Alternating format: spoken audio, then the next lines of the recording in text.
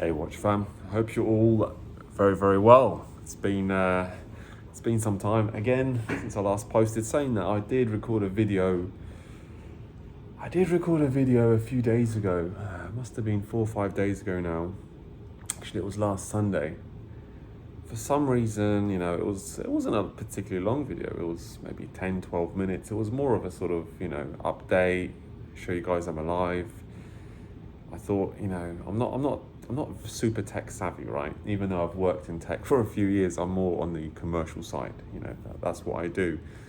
But anyway, so I made this video, I recorded it, and it looked a little bit dull to me. So I thought I'd spice up the color on the phone, because I recorded it on the phone. And it just changed it into some format which wouldn't play, it froze, it didn't do anything, it just was on my phone, I couldn't do anything, and it was just stuck. I couldn't play it back, it said something unsupported, and I just didn't know what to do with it, so I just scrapped it. I put it in the recycle bin, and I just left it and left it there. I thought, you know what, I'll do a video maybe next time I travel. So I am actually traveling now, which is a bit back to my old ways. When I used to travel sort of pre-COVID and everything, I used to go all over the Middle East. I was in Lebanon, Saudi, Kuwait, Qatar, Jordan, wherever really, and I always found time to record a video, either to sort of talk about what I saw at the airport, what I maybe was lucky enough to buy at the airport. It was pretty cool, I was, between my, I think I used to time it between my gymming and between my room service, bringing my roasted chicken. Anyway, where am I this week? This week I am in Moldova. So I'm in Eastern Europe. I'm in Chisinau. I think that's how you pronounce it. Chisinau. I should know. I've been here a few days. It just goes to show I've been doing other things here. It's been really nice. It's been really fun. It's been good to travel again. Get out the warm climate, which is everywhere in the Middle East. I've even brought a jumper. Gives me a reason to sort of wear a jumper. Saying that the AC is quite cranked up in here. I'm in the meeting room, and I'm just sat here. I'm just kind of doing a bit of work, got a bit of YouTube on in the background, catch up on some sort of watch reviews, watch videos, make sure no one hears. So I've got my soundproof headphones, a bit of HD quality, whatever.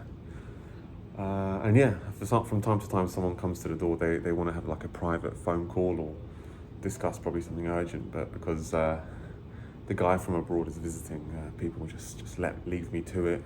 They see me next to the laptop and they think, oh shit, better not go in that room. But I'm just watching some watch review videos. Saying that, I've done what I've needed to do now, so I'm gonna go downstairs, get some lunch shortly, have a little walk around. The weather here is really nice right now. It's just so nice. Like yesterday evening, I just went for a really long walk. I think about 10 or 11 at night. I covered about 6 kilometers. My watch showed me. I'm just wearing this sort of, what is this? From Fit Watch from Huawei, just for the fitness side of things. And yeah, it's been really fun. It's been really good to get out. I've had some really interesting. Should I bring this up in this video or not? No, I think I'm going to save it for the next video. But all I can say is I've had some really interesting interactions with some really important people, or probably the most important person in this part of Eastern Europe for what I do, and it's all been because of watches. This person is super into watches, and I'll elaborate on that at some point. But we went to some wine tasting the other day, and it just kicked off in terms of watch chat. We were with some other people who were there, to be with us, to do wine tasting, team building. It was just me, and you could say that the main guy in the region just watches, AR coating, straps, movements, column wheels, you know, this, that, and the other. I mean, it was just crazy. Everyone else was sat around the table with their wines, like, what are these guys talking about? But it is what it is, right? This is the fascinating thing about the watch world. You never know where it's going to bring you, and it's brought me to some interesting avenues, cul-de-sacs at times. Wristwatch check for my visit this time. I've never been to this particular country. I don't know what to expect, but it's a very safe, beautiful, pleasant country. I brought my Seiko turtle with me, and I just thought, I'll play it safe. I haven't been here yet. I don't know what the streets are like, you know, where you might go, what might happen. I mean, every country has its own pitfalls, areas you want to kind of avoid. I don't know anything about this country, you know, so saying that, surprisingly, I've been walking around loads in the evening, late in the evening, and it's very safe. You see women walking alone at night, young women are walking alone at night, no one's bothering them, no one's hassling them. So it's nothing like, for example, London or you know, the UK as I know it. The Middle East obviously is certainly very safe. But anyway, guys, what did I want to cover today? Anything specific? Yeah, well, there is some specific stuff, and I recorded this specific stuff only a few days ago for it to have been converted into a shit format on my phone, which I couldn't publish, therefore. This time I'm just going to leave the colour as it is. If it's washed out and dull in this video, then hey, I'm just going to leave it as it is. And so what is it? So I'm thinking about buying a new watch, honestly speaking. I don't know, my nose is blocked up. I'm thinking about buying a new watch. It's one of those things we like to take our time over. I've been looking at, you know, watching some YouTube videos, reviews, opinions, storytellings, and yeah, it's just nice. I mean, there's some good stuff out there, and I think one of the things I need to emphasize at the moment, guys, and you know, a lot of guys on their watch channels talk about this as well. Saying that, the minority of them do. There are other watches out there than Rolex. There are other watches out there. We need to get away from this a little bit. I don't know, I think it's just kind of killing it a little bit. Everyone is, you know, just Rolex. They just care about Rolex because it's one of the most difficult to get. It's one of the most difficult to get. Not the hardest, but one of the most difficult to get. And as loads of people put their hands up, and that's not me putting my hands up, because I don't enjoy the hunt for watches, but most people enjoy the hunt for the watch. And in fact, when they get the watch, that itch is kind of scratched, and then they sell it. And, you know, I'm just tired of hearing the stories, or you meet someone who thinks they're into watches because they've got a new Batman or something, and one of the first things you obviously say as a watch person is, oh, that's a really nice watch you have. Like, cool, well, you know, you compliment the watch, and, you know, their first response is, oh yeah, it's really difficult to get, it's so good, it's, you know, it's going up in value, I'm just trying to maintain the value bullshit. I just zone out when it comes to that perspective. I met a guy recently, he bought himself a Datejust Jubilee fluted rhodium. He loves the watch. I mean, he just loves talking about the comfort of it, the bracelet. I mean, he knows his watches, so it's so nice to have a conversation like that. But you know, I met a guy not long ago sporting a Hulk in a gym. I just said something, I thought it's a nice Hulk. He's like, yeah, I'm just trying not to scratch it or something like that. And you just think, oh, where's it all going? I mean, there are even sticker companies which sell you aftermarket stickers for your watches, which you can apply with like your wife's tweezers or something, or your missus' tweezers. I mean, if you're going to use your woman's tweezers for that, you might as well start using other stuff of your woman for stuff, because it's, I don't know, I just don't agree with it. Anyway, guys, which watches am I considering? I'm thinking, okay, I've gone back to thinking about the Speedy. I've gone back to trying the Speedy on. I've tried the Speedy on, the new one. What is it? The reference 3861. If I was mad about the Speedy or really into it, I should probably remember the reference. But I think it's a 3861, the new one, right? You know what? It's a very nice watch, and it's way better than the last one. And I just don't think it's the next watch I really kind of want to add. It's not the watch I really want to add the Speedy. I think it's lovely. It's a decent price point, but I've never been a massive chrono person. I've just never really been a massive chrono person. And if I was to get a chronograph, I'd consider the JLC Master Control chronograph. I think that's a beautiful chronograph. Someone actually suggested that watch to me a few months back, and I started looking into them. I didn't pull the trigger just because I've been busy with loads of other things, but I think if I was to get chrono, I like the JLC Master Control chrono. They're one of the with the 2 sub-dials. I think it's beautiful. It's got different textures on the dial as well. It's just so elegant and neat and pretty. It's a lovely chrono, and it's dressy as well. But anyway, that's not what I'm considering right now. But if I was to get chrono, which I was considering the Speedy, I'd probably lean towards that. And guys, the brand I'm considering right now is a Zenith. I'll be honest, a Zenith. I think this brand is so underrated for no other reason than they're not marketed out there, or they're not marketed well enough. I think the brand are missing something. To have been Rolex's backer for so many years with the Daytona and the movements and whatnot, I think Zenith are just so underappreciated in the market. I think more people need to get on that stuff. There's been a lot of volume about Zenith with the recent, Chronomaster Sport, the Daytona lookalike. Pretty much a lookalike because they dare put a ceramic bezel on it. That's it. But the Zeniths I'm considering are the Defy. I really like the Defys. They're just different. I want something I just want something off the beaten track. Something I don't want, to go from Panerai to Rolex to Omega to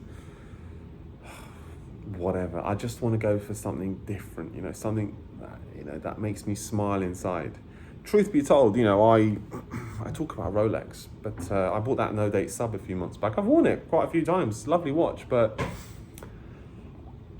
I don't put it on and admire it for that few seconds. I put it on, have a quick look, and crack on with my day. It's just become such a generic masterpiece, you could say, a generic masterpiece in my mind that I don't need to look at it. But then again, that says that I'm so used to it, I'm desensitized to it. But still, when I put my Panerai on, I check that thing out. I give it a proper wrist roll. I look at it, and I just like the Panerai a lot. And actually talking about Panerai, I still really want to add a Panerai 233. I'll let you know a little bit more about the Panerai 233 shortly. So anyway, I need to note that down because I'm going to forget. I think I'm starting to forget things in my old age. Panerai 233. Underline.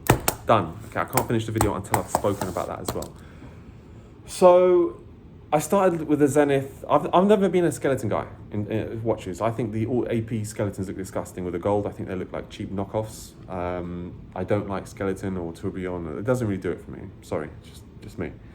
But the Zenith, the Zenith skeleton that really attracted me to the skeleton world was first of all the Defy 21 chrono, blue dial. That thing is beautiful. I wanted to buy it. I kind of started negotiating. I saw it twice, and there was something that just bothered me about it. One small thing, and that was that it only had up to 50 minutes chrono. I think I only had a chrono up to 50 minutes or 30 minutes.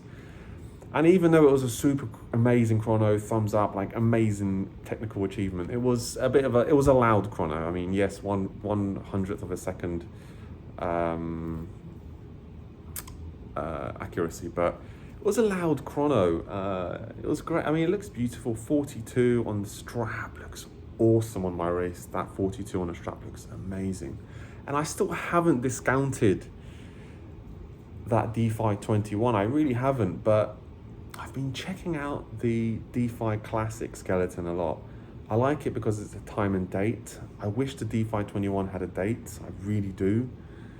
If it had a date, but it doesn't. And I like to have a date on my watch. My no date has no date, and I do check out the date a lot, especially when it comes to the end of Q3, Q4. I really do check my dates a lot. It's important for me. Things I've got happening in my world right now. Dates are very important to me, and when I don't have a date, There is that little margin of frustration that I experience.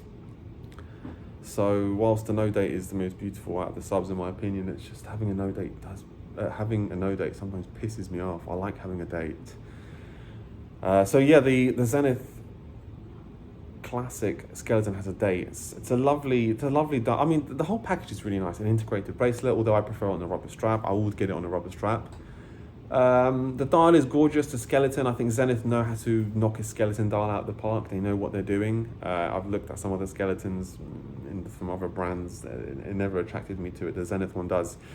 The Zenith Classic skeleton, admittedly, it does look a bit like a Lamborghini car rim, or you could even say like a Ford Focus ST car rim. I don't know. There's something very appealing and attractive about the dial, but there's something also a little bit like every time I see it, I think of like a car rim, and then my time's on top of the car rim. I mean, it's a nice car rim, but there's that, but not many see that. Anyway, I can get it for a good price. The Defy Classic, I can get it for a good price, and I would like to add it. It's very light, grade 5 titanium, which is the best titanium.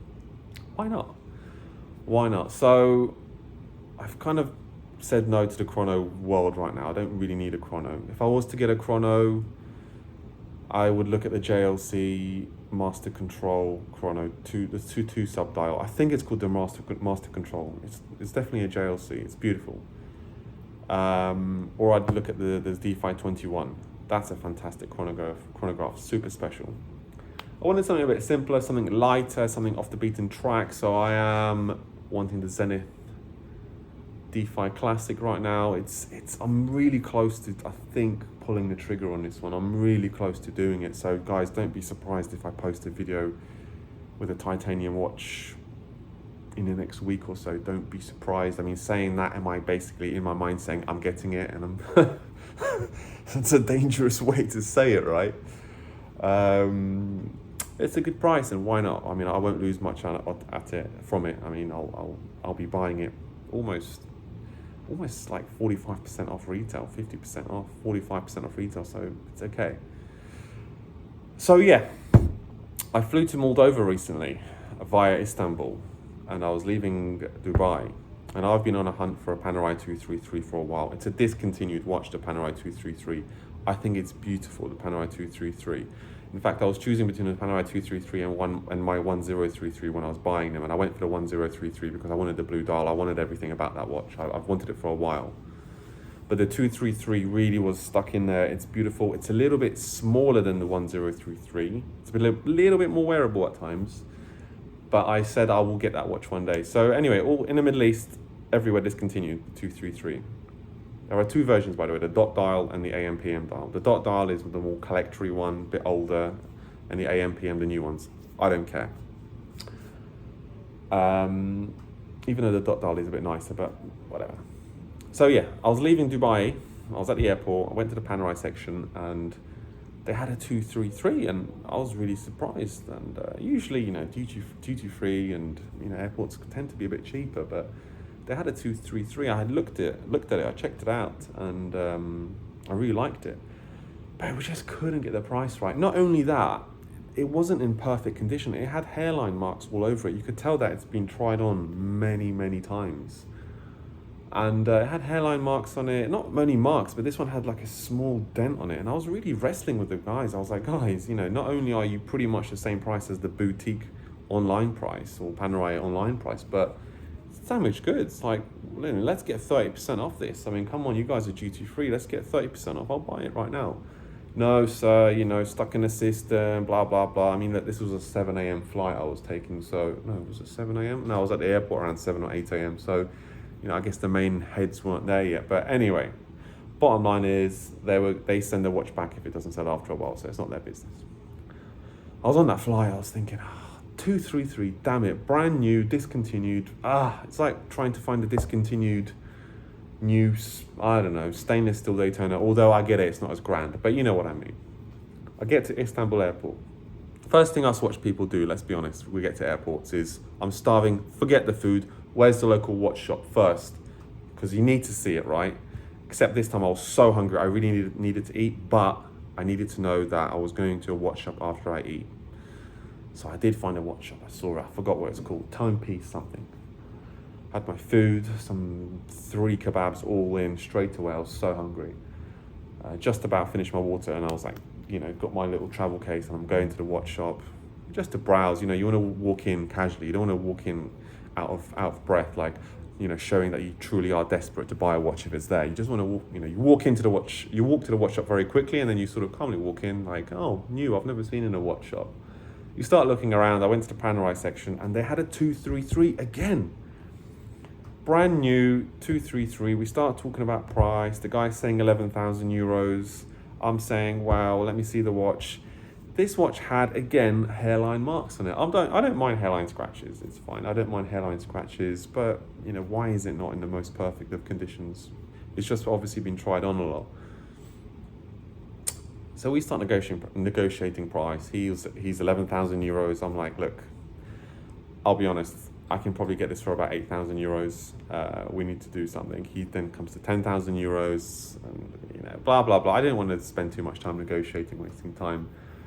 Bottom line is that I wanted a 233, and I find 2 233s on the same day during my flight or my trip between inbound, outbound, and I didn't buy either of them. The price was wrong, or the watch wasn't in best condition, or a combination of both. The watches weren't in best condition and the price was wrong.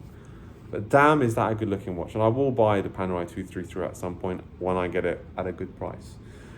So guys, I think, overall, I don't want to ramble too long in this video, but I did want to catch up with you guys, connect with you guys a little bit, especially during my times when I travel. Share some watch stories. So that was it. And I am massively thinking about the Zenith Defy Classic right now. I'd like to add that watch. There's nothing else out there that I guess I'd like to add, not at a sort of normal price anyway. And I'm looking for something which is totally different to kind of what I have at the moment. And let me listen. I thought I'd just share with you guys a little bit. I'm going to just going to work from here for a few more hours. I'm going to go to my hotel gym, which is literally a room with some really old weights in it and some bars which have been screwed to the wall. When I use them, I almost think that's going to just rip off and smash me in the face, but hopefully that won't happen. And I think I'm just going to enjoy the rest of the day. Maybe 2 more hours of a bit of work, some meetings, and I'm just going to go for a really long walk. That's what I can do here, especially in Moldova. In the Middle East, you start walking too much or too long, you end up walking onto a motorway. It's still a bit limited from that perspective, but it's good to get out. It's good to be on the road again. Hopefully, my next destination in the next month or 2 will be a combination, or it will be either the UK, maybe it'll be Romania. And I'll just get some recordings out. So guys, let me know, give me some interesting feedback. Let me know if you've had any interesting watch conversations or watch experiences just because you're watch enthusiasts. And let me know what you think of the Zenith. I think that the Zenith is going to be probably hated by the majority, but you know what? I know there's some real watch enthusiasts out there who appreciate what I'm trying to do. Get off the beaten track, get off the mainstream watch world, and start getting watches which kind of inspire and awake that little watch enthusiast kid up inside you. So thanks guys for watching, and we'll be in touch.